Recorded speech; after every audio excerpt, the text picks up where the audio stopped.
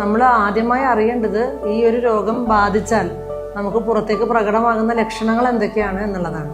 സാധാരണഗതിയിൽ തൊലിപ്പുറത്ത് കാണുന്ന സ്പർശനശേഷി അഥവാ സെൻസേഷൻ കുറഞ്ഞ നിറം മങ്ങിയതോ ചുവന്നതോ ആയ പാടുകൾ ഒരു ലക്ഷണമായിട്ട് കാണാറുണ്ട്.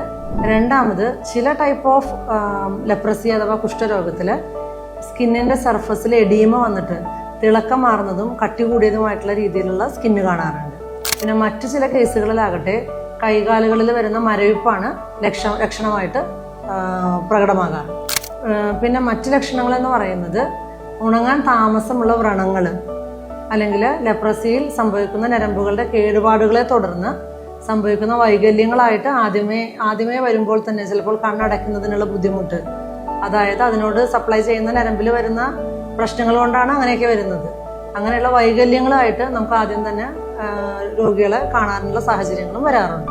അപ്പോൾ ഇങ്ങനെ എന്തെങ്കിലും രോഗലക്ഷണങ്ങൾ നമ്മൾ തനിയെ കണ്ടുപിടിക്കുകയോ അല്ലെങ്കിൽ ആരോഗ്യ പ്രവർത്തകരുടെ നേതൃത്വത്തിൽ നമ്മളുടെ വീട്ടിൽ വന്ന് ഈ ലക്ഷണങ്ങൾ എന്തെങ്കിലും വെളിവാകുകയോ ചെയ്യുന്ന പക്ഷം നമ്മൾ ആദ്യം ചെയ്യേണ്ട കാര്യം എന്ന് പറയുന്നത് ഏറ്റവും പെട്ടെന്ന് തന്നെ അടുത്തുള്ള ആരോഗ്യ പ്രവർത്തകരുമായി ബന്ധപ്പെടുക. കാരണം എല്ലാ സർക്കാർ ആശുപത്രികളിലും ആരോഗ്യ കേന്ദ്രങ്ങളിലും ലെപ്രസി അഥവാ കുഷ്ഠരോഗത്തിനുള്ള ചികിത്സ സൗജന്യമാണ്.